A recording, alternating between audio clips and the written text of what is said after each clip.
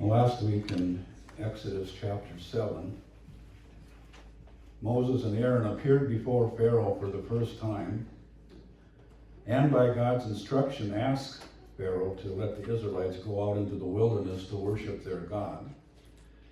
And Moses and Aaron performed the miracles that God had told them to, and first of all, the changing a staff into a snake, and second of all, changing the water of the Nile into blood. And changing the water into blood is actually the first of the 10 plagues that God will bring on Egypt. And in this first plague and in the following plagues, God will use things that are worshipped by the Egyptians, partly it gets their attention quicker, and then again to show them that He is the one true God. The Egyptians considered the Nile to be a god. They considered it to be the source of life. And so they worshiped the river. This, of course, isn't the first time that God uses water in bringing judgment. Genesis 6, we have Noah's flood. He used it in a different way there. And then in Revelations 8 and 16, we see God again using water, also again turning it into blood as a form of judgment.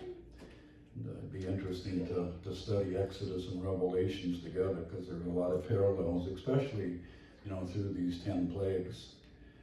On the New Testament, water is symbolic of the Word, and also symbolic of Jesus, the living water, who is also the living Word.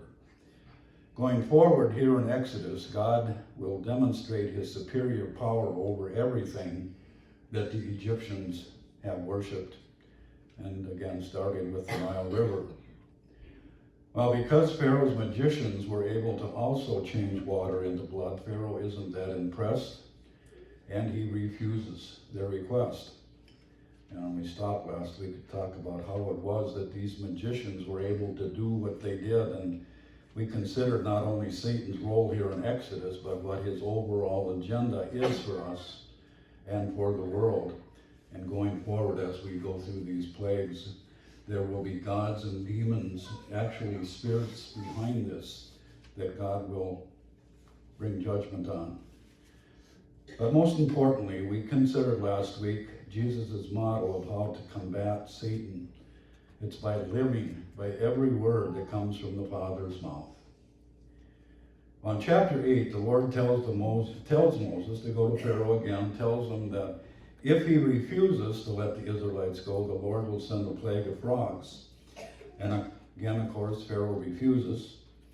Aaron stretches his hand and staff over the water, and the frogs came and they covered the whole land. Well, the Egyptians worshipped over 1,500 different gods, and they considered the frog to be a symbol of fertility and a symbol of renewal. They worshipped a water goddess named Hecate that often appeared as a woman with the head of a frog. Well, in verse 7, it says, "But the magicians did the same things by their secret arts."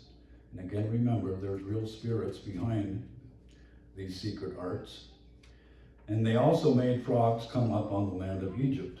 The magicians, by their secret enchantments, could make the frogs appear, but it turns out they couldn't make them disappear. And so that got to be a problem and got Pharaoh's attention. In verse 8, it says, Pharaoh summoned Moses and Aaron and said, "Pray to the Lord to take the frogs away from me and my people, and I will let your people go to offer sacrifices to the Lord." So Moses tells Pharaoh, "So that you may know there is no one like the Lord our God, the frogs will leave." And so he goes and prays to God to remove them. And remember, this is largely what this is about. So everyone will know that there is no one like the Lord our God. Well, except Moses goes and prays to God to remove them, and except for those that were in the water, all the frogs die. And it says the people heaped them up in piles. And it says the land reeked. You can imagine the smell, almost as bad as dead fish. When Pharaoh sees that there was relief from all the frogs, he hardened his heart again and changed his mind.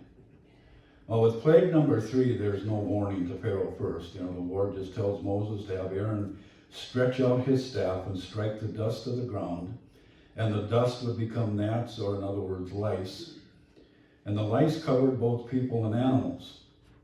Well, the Egyptians worshipped an earth god, and to have the dust of the earth turned into lice showed again the superior power of the Lord over this false god. And according to Herodotus, he's an ancient historian, in the worship of all their false gods, the priests of Egypt had to be totally clean. They wore special garments and they shaved their heads every 3 days. So this infestation of lice made it impossible for them to worship their false gods.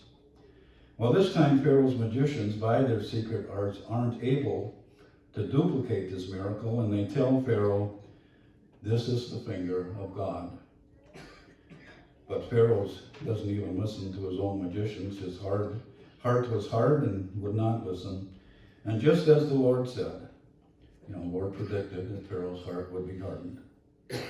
So again, God sends Moses to meet Pharaoh to tell them that if he doesn't let his people go, he will send swarms of flies that will cover everything. But to distinguish between the Egyptians and the Israelites, there would be no flies in the land of Goshen. Well, if you've been on the farm, you know that flies don't have boundaries. They don't just go here and not here. So, but it turns out that the Lord of the flies is Satan himself. One of Satan's titles is Beelzebub, which actually means Lord of the Flies. Well, again, it happens just as God said. And Pharaoh kind of relents. He says, go sacrifice to your God here in the land. But Moses says, not good enough. We need to take a 3-day journey into the wilderness to offer sacrifices to the Lord our God, just as he has commanded us. Well, Pharaoh agrees to this, and Moses says that on the very next day he will pray for the flies to leave, and when he does, there wasn't a single fly left.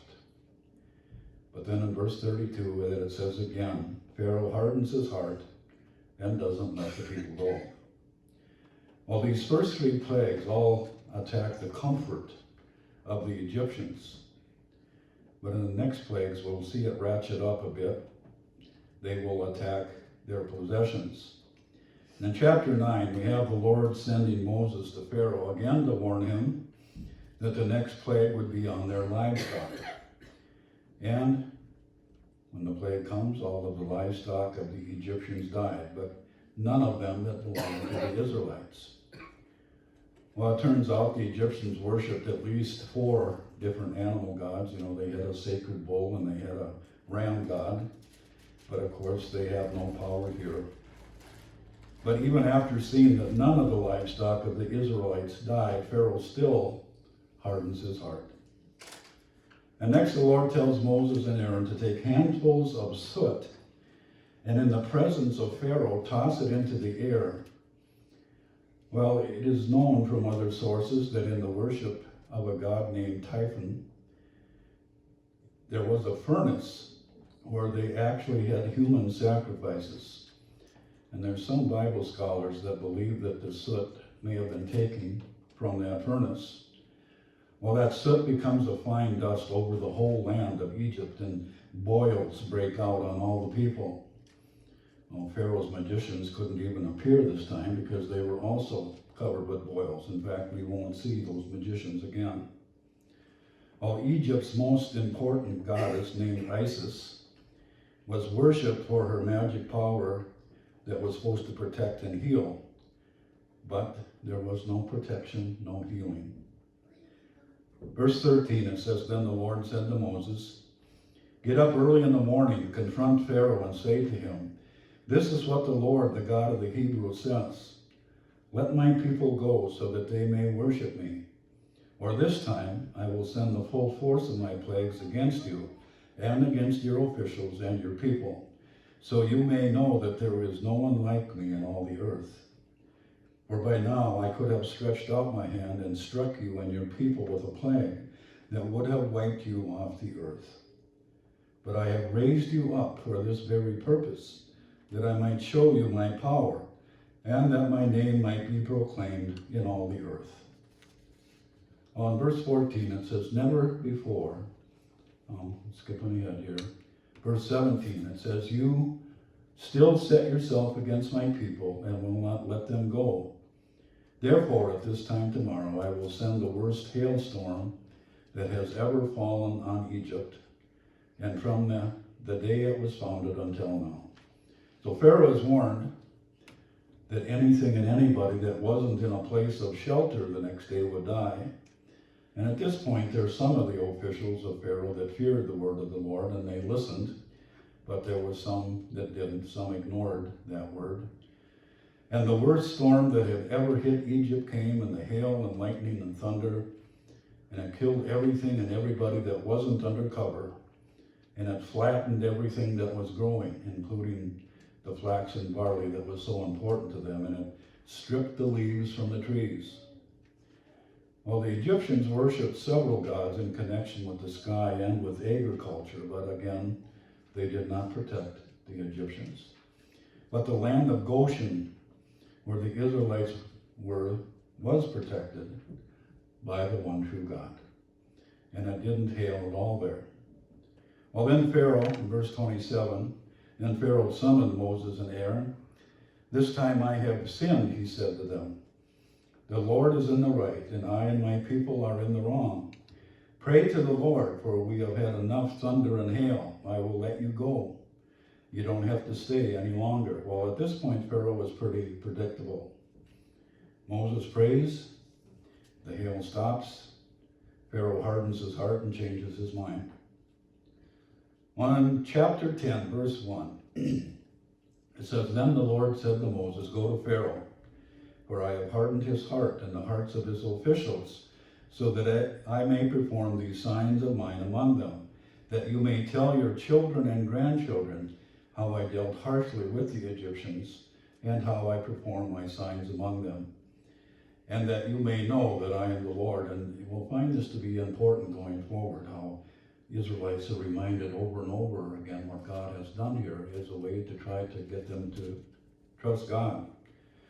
So Moses and Aaron go to Pharaoh again and tell them that if he refuses to let the Israelites go, the Lord will send locusts into Egypt the very next day. And I guess this has a parallel in the book of Revelation.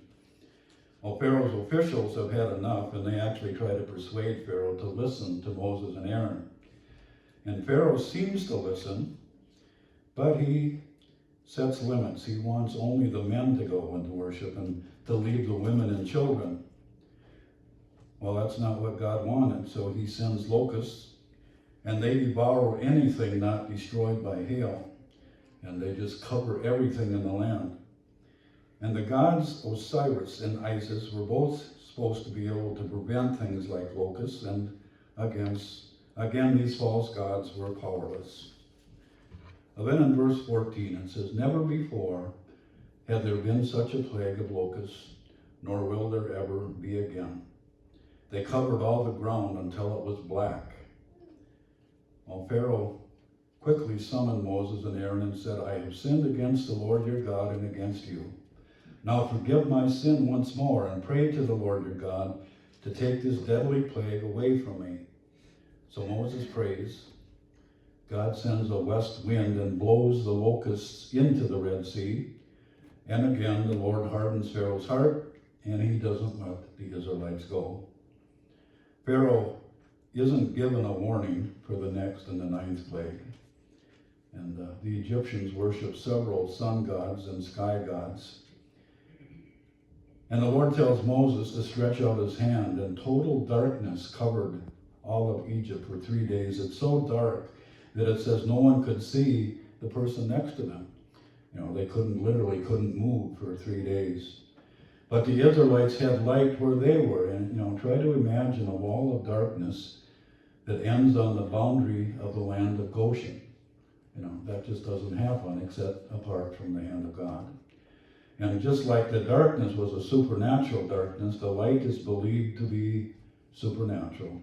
What is called the Shekinah glory. It's the light spoken of in Revelations 4 that is given off by the presence and by the glory of God. Well, the next time there will be that kind of darkness will be on Good Friday, when Jesus hangs on the cross and becomes sin for us, and God in his holiness has to separate himself from his only begotten Son. Well, Pharaoh says, go worship the Lord. Take the women and children with you. But again, he sets limits. He says, leave the flocks and the herds. Well, Moses tells Pharaoh that they need the livestock in worshiping the Lord. And again, Pharaoh's heart is hardened. And he tells Moses that if he appears before him again, he's going to die. I need to close somehow here. It's important to remember that the purpose of these plagues is to demonstrate the power and to demonstrate the holiness of God. And the wrath of God is shown against these demons that are behind all the false gods of Egypt. And these plagues are also a foreshadow of the plagues and bowls of wrath in the last days talked about in Revelation. These works of God become a sign to all the surrounding nations and are still remembered today, especially by God's people, the Israelites. Well, thankfully, the story doesn't end here, and we know that what follows is just an incredible work of deliverance that points us to our own deliverance by Jesus on the cross. Amen. I'd ask you to stand, and we'll sing together the doxology.